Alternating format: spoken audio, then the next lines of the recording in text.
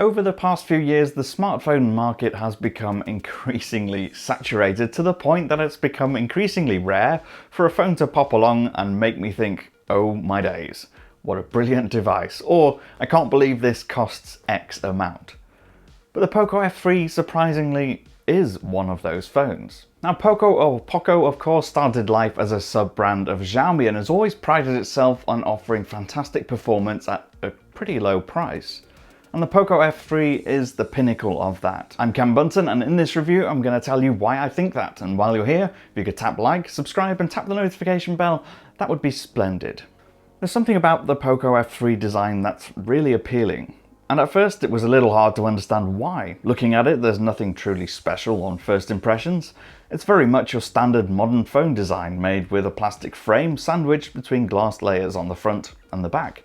The camera housing is quite attractive, with Poco gracefully avoiding falling into that trap of just slapping a boring rectangle on the back and lobbing some cameras in it. It's more purposeful than that, with the subtle thin ring outlining the main camera.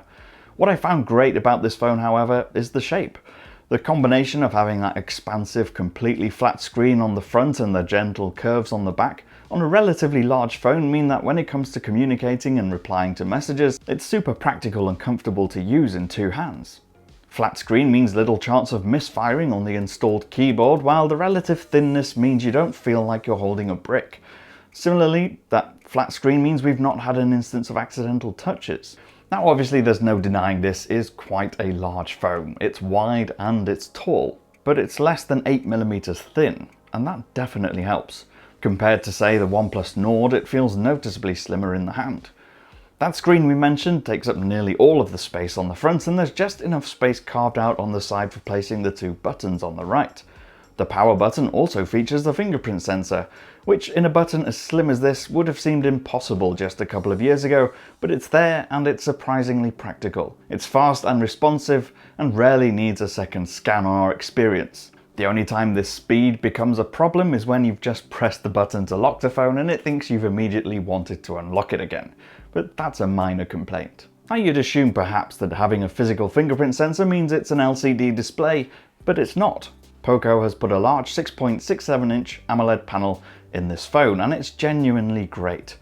With its Full HD Plus resolution, it doesn't quite reach the pin-sharp look of Quad HD, but it's got a lot going for it. It combines an impressive 13 nit peak brightness with 120Hz refresh rates and HDR10 support.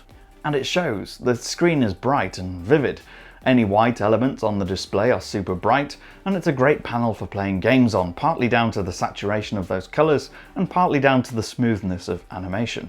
There are times, especially when watching some HDR Netflix shows, that it gets a little dark and the display's tendency to be a bit too contrast heavy can affect things, but it's still impressive for a phone that's relatively affordable. Performance of course isn't just down to the screen, it's down to the power inside the phone. It's got some serious power. Now, usually when you're looking at phones in this section of the market, you'd typically find a Snapdragon 700 series or 600 series processor, but this doesn't. The Snapdragon 870 in the F3 is almost top-tier level performance, and that means everything is virtually as fast as if you were using a high-end Android phone. Now, of course, if you were to do benchmarks on the phone, you'd see lower numbers in the results than if you were to compare it to the Snapdragon 888. But in real daily use, you'd be hard-pushed to find too much difference, especially when looking at reactions and loading times from the F3 compared to much more expensive rivals from the likes of Samsung, Oppo or even OnePlus. Launching and playing top games is a breeze, and the animation response from general areas of the interface is basically instantaneous. Even its battery life is up there. It's 4,520 mAh, which is roughly on par with the 4,500 typical capacity that we tend to find in large Android phones, and it'll easily get you through a full day. We averaged around a day and a half on this one, and that's down partly to aggressive battery management. That does sometimes mean you miss notifications unless you go into your favorite app settings and make sure it's allowed to stay open with no limits. The other software quirk I didn't enjoy was the additional interface when installing apps from the Play Store. It checks to see if it's safe, despite the Play Store already having its own Play Store Protect features. It's an added, unnecessary step, I think. Now, even for the camera for this part of the market, it's strong. Granted, you don't get the same quality as if you would in something like the S21 Ultra or the Oppo Find X3 Pro, But the main camera in the triple system at the back is more than capable of taking sharp, vivid and lifelike shots. The ultra-wide that comes along with it isn't as hot, altering colours, often being a bit more blurry, likely due to the lack of OIS. It's not great at focusing on close objects either, so it's best just to use this one for when you want to do landscapes from afar. Still, in daylight, for general social media sharing, the primary camera is more than good enough. On the whole then, that combination of a decent primary camera added to a smooth and fast performance plus practical and comfortable design makes it one of the most effortless phones on the market, particularly in this sub £400 category. Is it perfect? No. But it's a standout phone in a very crowded segment of the market, and one that for its price is incredibly easy to recommend. I've been Cam, I'm at Cam Bunton on social media. If you want to follow me or ask me questions, you can do. Feel free to use the comments, and if you did like this video, please do hit that thumbs up, subscribe and tap the notification bell to make sure you don't miss any more. I'll see you again soon.